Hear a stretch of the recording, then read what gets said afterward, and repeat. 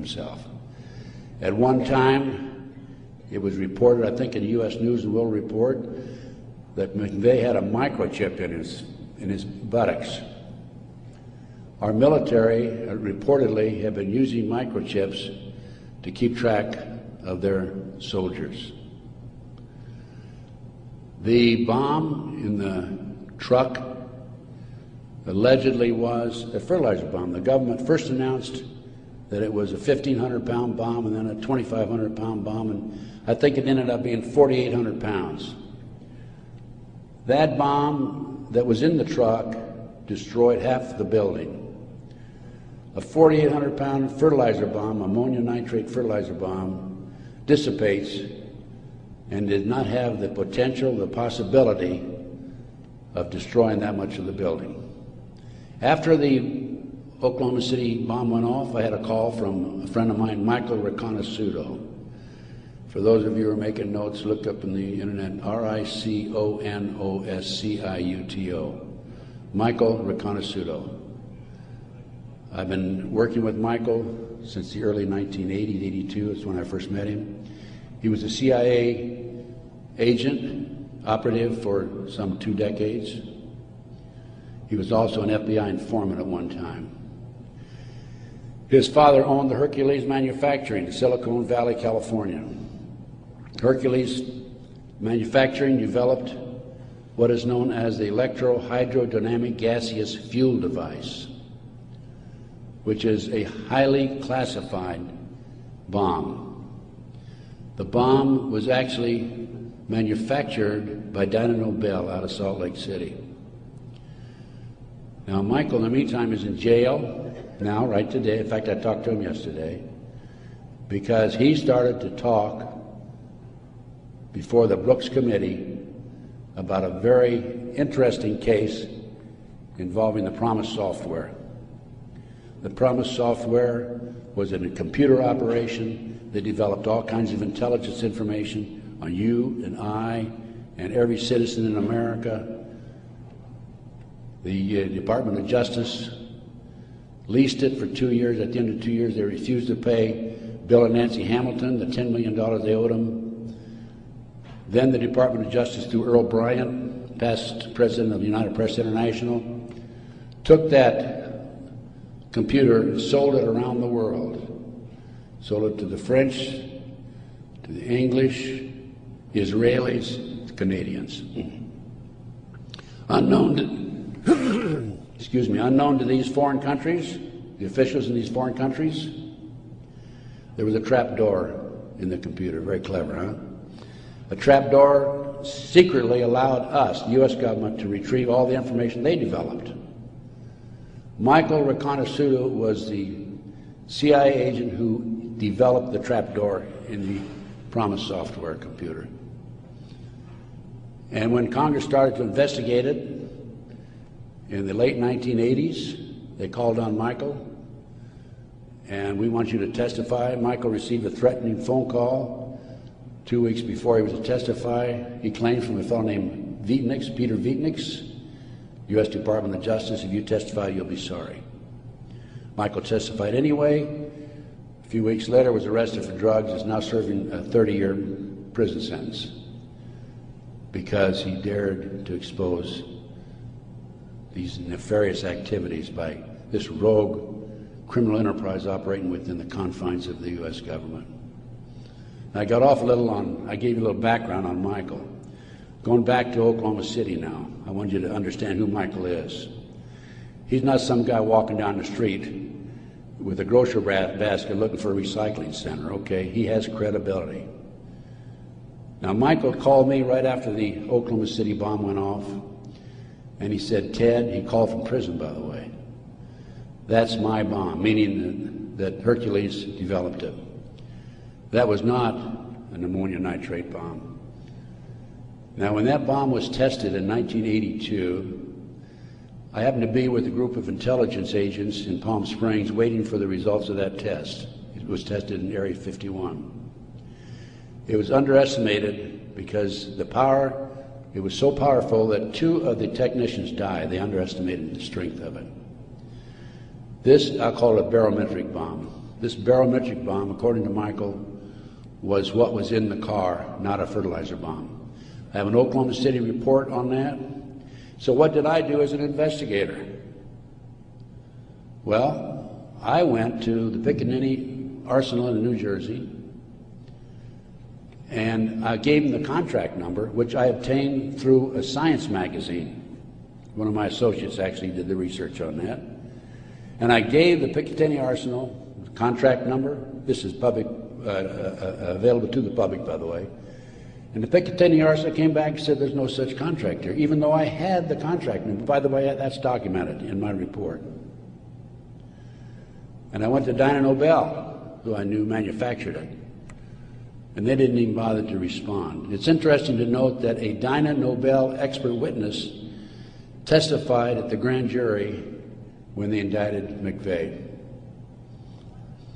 In September of 1995, some 5 or 6 months after the 19th of April, 1995, Oklahoma City, in September, there was I lost my train of thought there for a minute. There was an article in Fireman's Magazine. It was written by the editor of Fireman's Magazine. The information was obtained from the Oklahoma City Fire Department. And in that article, again, that's in my report, in that article, it states that 4 unexploded devices were taken out of the building.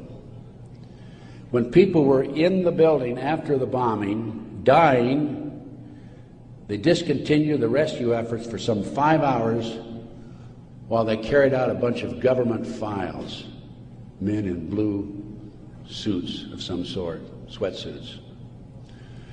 So what I'm telling you is Oklahoma City was perpetrated by certainly people other than McVeigh and Nichols. And now Roger Moore, if you read the paper recently, the gun dealer who claims that he was robbed of his guns in Arkansas and that money was used to finance the Oklahoma City bombing. Roger Moore has been accused by Terry Nichols of being involved in it. Roger Moore denies it. Roger Moore, at the time of the Oklahoma City bombing, was an FBI informant. I had an inside investigator in Oklahoma City tell me that there were at least 11 other individuals involved in Oklahoma City. Okay, that brings us up. We've gone through Pearl Harbor, Waco, Ruby Ridge, car bombing 93, Oklahoma City 95. That brings us up to 9/11. As I said, Michael's in prison. I'm his, quote, investigator of record, which means I'm like an attorney. I should have access to him on a regular basis. I represent this man. For a year prior to 9/11, actually a year and a half, I tried to get in and see Michael.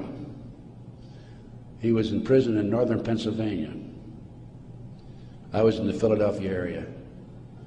The Bureau of Prisons would not allow me to see him. I finally was able to talk to Michael in January 2003. I flew to the East Coast, spent 3 days with him. Michael told me that he had developed information from among his contacts in advance of 9/11 that they were going involved in using missiles, airplane missiles, and they were going involved in skyjackings.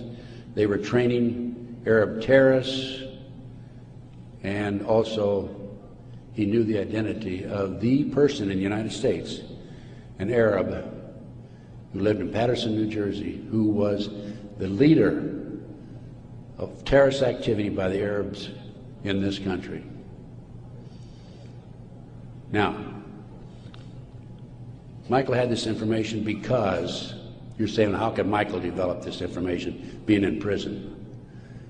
Because I met with Osama bin Laden, along with Michael along with the State Department representative in the spring of 1986. At that time, I was contacted by a former top Ronnie Reagan official who said, "Can we help the Afghan rebels?" They were our friends then.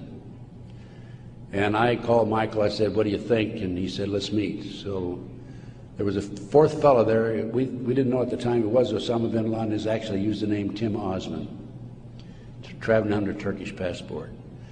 But because of Michael, I passed the ball to him. I just arranged for the meeting and went on. But Michael traveled all over the world putting this package together to furnish the Afghan rebels with the surface-to-air missiles that defeated the Soviets, really, shot down their helicopters. As a result of this, Michael developed sources inside the Arab world.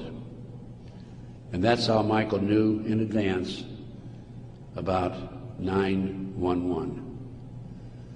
Michael told the FBI on March the 20th, 2001, about this plan to use skyjack airplanes and use them as missiles. He also furnished to the FBI one of his sources, one of his confidential sources inside the Arab group. The FBI interviewed him, threatened him with prosecution, and deported him. That man, along with his family, have disappeared. We think that they're dead. The FBI refused, absolutely refused, to look into this situation. More shocking is that Michael had the names of the people who were obtaining the false names of the people, the Arabs who were obtaining false passports. Had their names. He had the source who could furnish him that information. He told FBI agent Keith Kutry, March 20th, 2001, he told Kutry, he says, "I'll give you these names, the name of this person who is coordinating the whole project for the Arabs, providing I be given immunity and he be given immunity." Mr. Kutry, in spite of the fact he was armed with this information 6 months prior to 9/11, came back 2 days after 9/11 on the 13th and saw Michael in prison again. Accused Michael of being anti-government, anti-FBI, being a publicity seeker, and so forth, being disloyal. And so Michael, of course, didn't have much to say after that. Michael's still in prison, as I said. But we had this information, the FBI had this information, did nothing with it. Kutry admitted on September the 13th, admitted that the FBI did nothing with it. So after I visited Michael, in 2003, I felt it was important that I confirm that the FBI did meet with him. The Bureau of Prisons would not furnish Michael with the visitors list to confirm it. And so I started writing letters to the FBI through Senator George Allen. Oh, thank you. Thank you. And to confirm that he did, in fact, meet with them, I wanted to document it. I also asked for the identity of the other agent who was with Agent Kutry. And I had a terrible time. It took me a year and a half writing letters to the FBI to get them to admit that they'd interviewed Michael on March the 20th, 2001. I finally did have that information. That information is available again in one of my reports, my terrorism report that I have in the bag. So that basically brings me up to the present time. I think my time is up. But I feel compelled, as a former FBI agent, I had all this training, and I feel compelled to do everything I can to educate as many fellow Americans as I can as to what's going on behind the scenes.